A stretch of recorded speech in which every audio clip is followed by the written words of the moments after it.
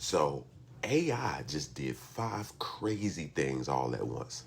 All right. Sam Altman admitted that the GPT-5 rollout got messed up.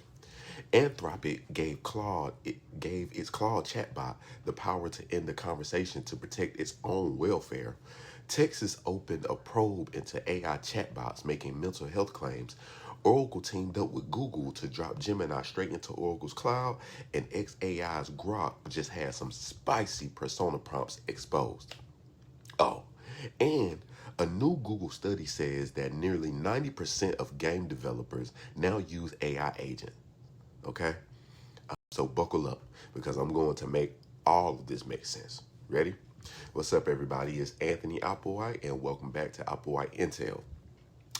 Here, we keep AI simple, useful, and human. And real quick, y'all, a lot of y'all watch and forget to subscribe. It really helps me out. So if you are enjoying this content, hit that subscribe button, the like button, and keep following y'all. Let's jump in. First, the OpenAI story. All right. Sam Altman just said out loud what a lot of users felt. GPT-5's launch completely stumbled, okay? Especially the coder personality. So OpenAI brought back 4.0 for many users while they tuned the vibe of 5, right? Here's the teachable bit. There are 2 layers of chatbots, right? The capability or what it can do, and the persona, how it talks. Persona is controlled by a hidden system prompt that steers tone, warmth, and boundaries. If that prompt gets too formal, a model feels robotic even when it's brilliant, right? The fix: give users more control over style without breaking accuracy. That's why OpenAI is iterating on warmth as a feature and not an afterthought, right? Now, let's slide from feels to safety. Anthropic just empowered Claude to end a conversation if it becomes distressing. Think repeated abuse, coercion, or attempts to push it into harmful instructions, right? Whether or not you believe AIs have feelings, this is about guardrails. All right, the idea is simple. If a chat crosses a line, the model can disengage, okay, just like a human moderator would.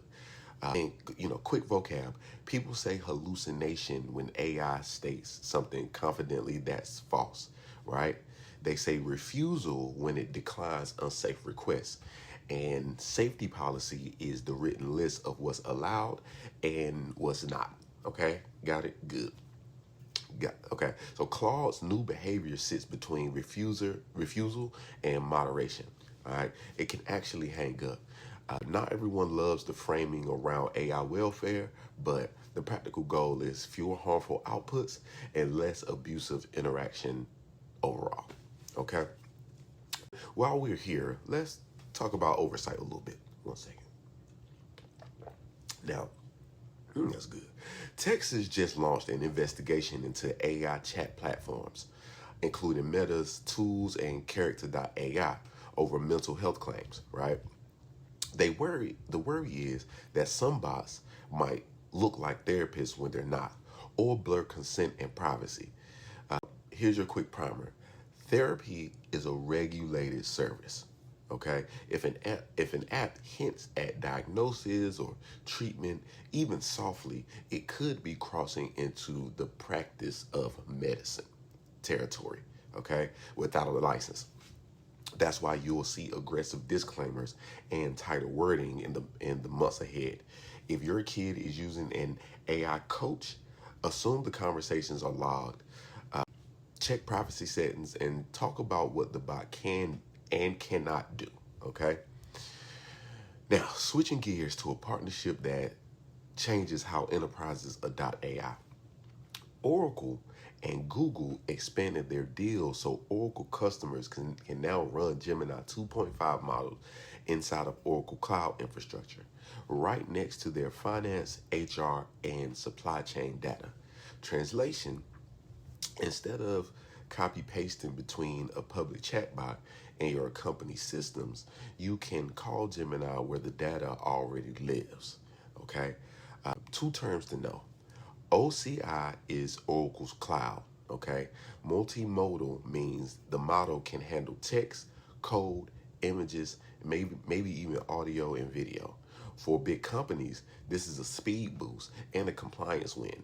Fewer tools to juggle, clear logging, and you can pay with the cloud credits you already have. Okay, so expect more of these frenemy partnerships as vendors chase adoption. Okay, now from boardrooms to the wild west of prompts, TechCrunch found that XAI's Grok website was exposing system prompts for various built-in personas, including one labeled "crazy conspiracies." Right? Quick explainer. A system prompt is the hidden instruction that tells a model how to behave before you ever type a word. Okay? If that prompt encourages edgy, unhinged banter, you'll get exactly that and fast. Why does this matter? System prompts are like the AI's job description. If they leak, the internet will pick them apart for bias, safety gaps, or brand risk. Companies will either lock these down harder or publish them transparently. Okay? Both trends are good for users. Got it? Okay. Speaking of users, gamers, this one's for you. Reuters reports a new Google study that nearly 90% of video game developers now use AI agents somewhere in their workflow. What's an agent? Think of it as an AI that doesn't just answer a question. It takes steps towards a goal, write a quest, check continuity, fixes a bug, tests the level, then it reports back. Agents are like interns who don't sleep and can iterate 1,000 times, right?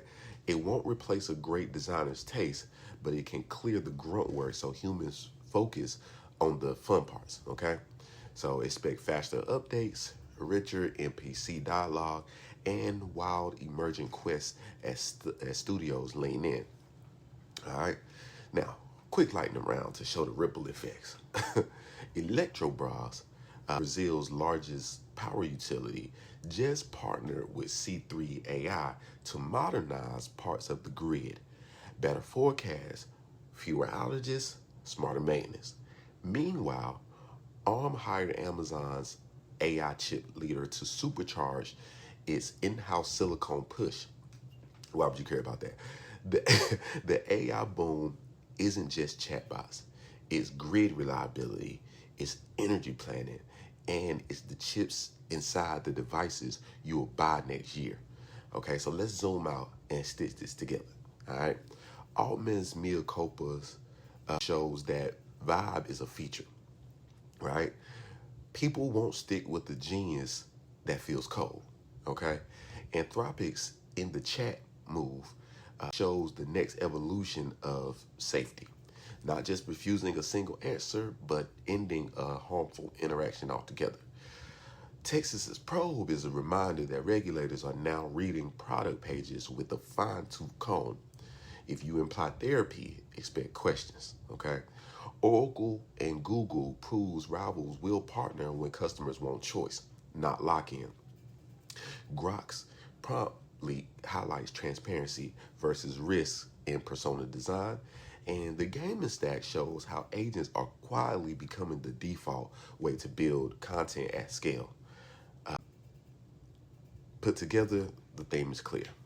Brains, boundaries, and bedside manner, okay? Whoever nails all three wins, all right? Now, here's your practical playbook for the week. When you evaluate a model, test both IQ and vibe, okay? Speed, accuracy, and how it sounds in your brand voice, okay? 2, if your product touches kids, health, or money, write a one-page policy with no-go zones, age gates, and an escalation plan, okay? 3, try an agent for repetitive tasks, QA checklist, meeting notes plus action items, or triaging support tickets, okay? And measure the time you get back. It could be a lot. 4, If you're in a big company, ask IT about on-platform models like Gemini and OCI before you start piping sensitive data into a public chat. Okay? All right, y'all. Whew. That's the download. Thanks for tuning in to Applewhite Intel. Please, please, please make sure you subscribe, like, and share this with somebody who needs to know what's coming. Okay? And here's my question to spark comments, right? Which of today's stories is overhyped and which one is quietly the most important to you? Tell me why. All right, y'all. Until tomorrow, I'll talk to y'all soon. Peace.